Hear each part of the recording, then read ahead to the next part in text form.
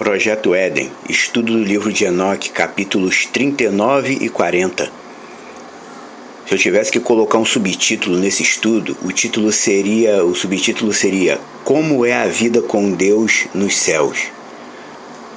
O capítulo 39 mostra os salvos no convívio direto com Yeshua, com o rei Machia. Enoque viu as habitações dos justos, aquelas que Yeshua prometeu em João 14:2, quando disse: na casa do meu pai tem muitas habitações, ou muitas moradas. Eu irei preparar lugar para vocês. Logo no versículo 1 do capítulo 39, Enoque diz: naqueles dias a raça eleita e santa descerá dos céus, e sua semente estará com os filhos de humano. Naqueles dias. Que dias? Ele está se referindo aos dias que Yeshua descreveu em Mateus 25:31, o dia em que ele retornará a Israel para estabelecer o chamado milênio, que é o reinado messiânico, os 1000 anos de monarquia divina. Ele descerá dos céus em Israel e trará os santos junto com ele. Nós seremos a corte dele. No versículo 7, no capítulo 39, versículo 7, Enoque diz: todos os santos e eleitos cantavam diante dele, com aparência semelhante à chama de fogo. Esse pensamento popular de pessoas cantando diante de Deus no céu, isso não é uma lenda, um folclore religioso. Isso está registrado no livro de Enoque.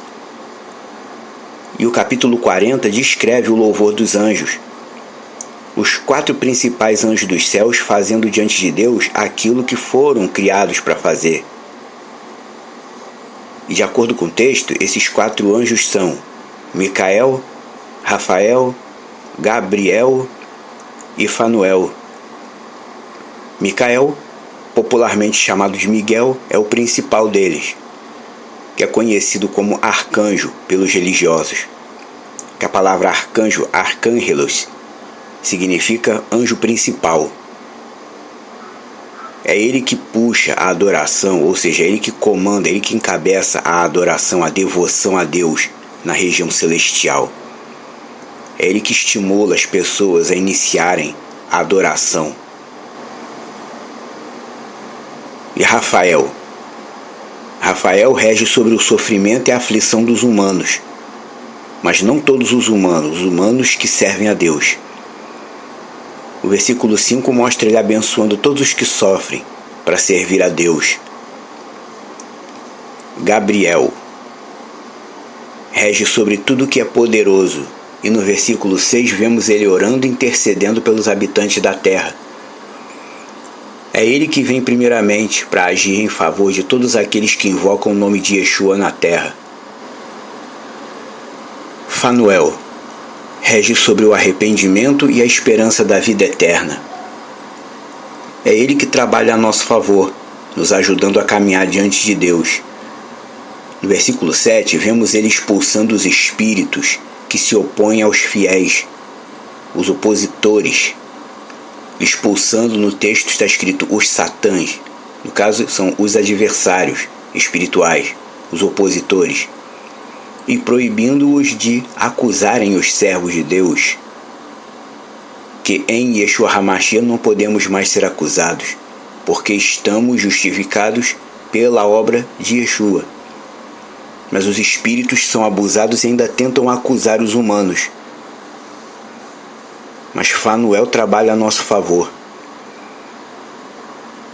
Algumas pessoas sem conhecimento às vezes até ficam especulando, dizendo que a vida eterna deve ser uma coisa chata, porque a pessoa vai viver para sempre e fazendo a mesma coisa, que a eternidade é tempo demais e que vai haver um momento que não vai mais ter o que fazer de novo. Mas isso tudo é besteira. Ao adentrarmos na dimensão espiritual, a nossa alma sentirá automaticamente a necessidade de permanecer por lá. E foi o que aconteceu com Enoque, que a gente vê no texto. Enoque 39:8. Ao chegar em espírito lá, Enoque disse: eu quis permanecer ali, e a minha alma desejou aquela habitação. Estando em espírito lá, ele chegou na região celestial e sentiu em sua alma o desejo de ficar por lá mesmo, de vez. E é isso que vai acontecer conosco. Ao chegar lá, não lembraremos nem que existiu esse mundo aqui. Inclusive nos chamados testemunhos de EQM, experiência de quase morte, aquela experiência que algumas pessoas morrem, saem do corpo, se vê fora do corpo, aí vai na região celestial, depois retorna à consciência terrena. Isso é uma coisa que Deus faz para que algumas pessoas que não acreditam em nada tenham em que acreditar. Isso é uma bondade que Deus concede à pessoa, para ela ter em que acreditar. E a maioria das pessoas costumam dizer nessa experiência que quando estiveram lá na região celestial em espírito, eles sentiram uma vontade muito grande de ficar por lá mesmo e não voltar mais. A dimensão espiritual, ela atrai automaticamente o desejo da alma humana, porque o verdadeiro desejo da alma humana é o quê? É ficar de vez junto com a glória de Deus. Nós fomos criados para viver com Deus, para conviver com Ele. No primeiro versículo do capítulo 40, Enoque diz: vi milhares de milhares e um número infinito de pessoas em pé diante do Senhor dos Espíritos.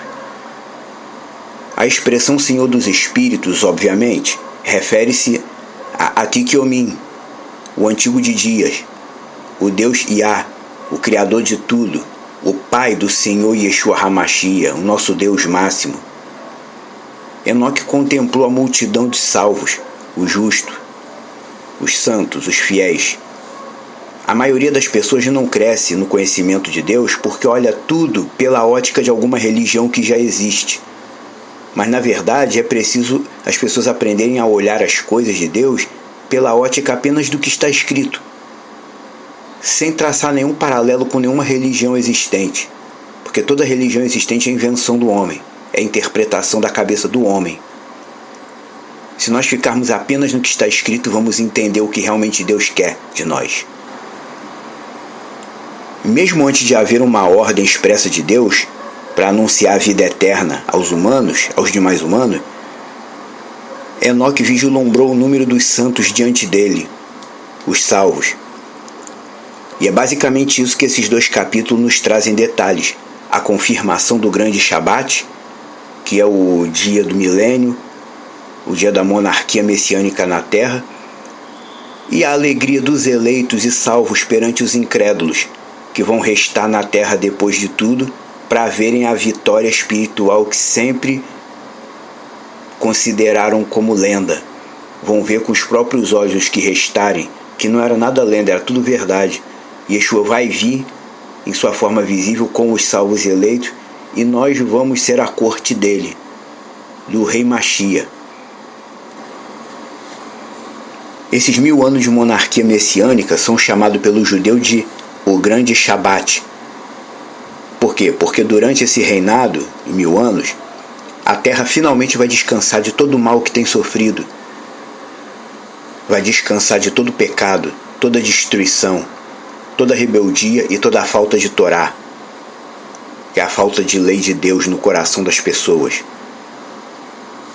Os ímpios, aqueles que não são da luz, eles só sabem pecar e amaldiçoar, prejudicar, destruir, matar, roubar. Como bem disse Yeshua, nosso mestre. Yeshua disse que quem entra por outra porta, a não ser ele, é ladrão. Ele disse: eu sou a porta. Quem entra por uma porta que não seja eu, é o ladrão. E o ladrão vem para matar, roubar e destruir. E ainda tem gente achando que isso se refere a Satã. O ladrão no texto de João não é Satã exatamente. O ladrão é todo aquele que prega ou anuncia um concerto de vida sem Yeshua. O ladrão é todo aquele que prega ou propaga ideias de salvação, devoção, que não estão relacionadas ao Deus verdadeiro. O ladrão é aquilo que Yohanan, João, chama de muitos antimessias saíram pelo mundo. E eles estão por aí. O ladrão é cada cão, é cada antimessia, é aquele que prega um Deus sem Yeshua, é aquele que prega uma felicidade espiritual, uma redenção, que não tem nada a ver com a Torá, com a anunciação do reino do céu. E aquela felicidade celestial toda que Enoque vislumbrou, não inclui nenhum desses. Tudo que os 12 de Yeshua ensinaram era tão somente a confirmação do que Enoque já tinha falado, há muitos séculos atrás. Então você está vendo o que esse livro tem representado e tem mostrado? Vamos continuar estudando esse livro. Ele é a confirmação viva de tudo que a Bíblia ensina. Você tem visto como esse livro se afina em tudo com o texto bíblico. E ao continuar estudando, você vai continuar vendo ainda mais o quanto ele se afina com a Bíblia. E esses cristãos que têm dito pelas redes sociais, pela internet, que o livro de Enoque não é inspirado, é uma fraude, os que são de Deus entre eles, mais cedo ou mais tarde vão ter que reconhecer que foram enganados pelo sistema. Mas nós que não queremos ser enganados, queremos aprender, vamos continuar estudando o livro de Enoque, e você vai ver como é importante estudar esse livro. Até o próximo estudo.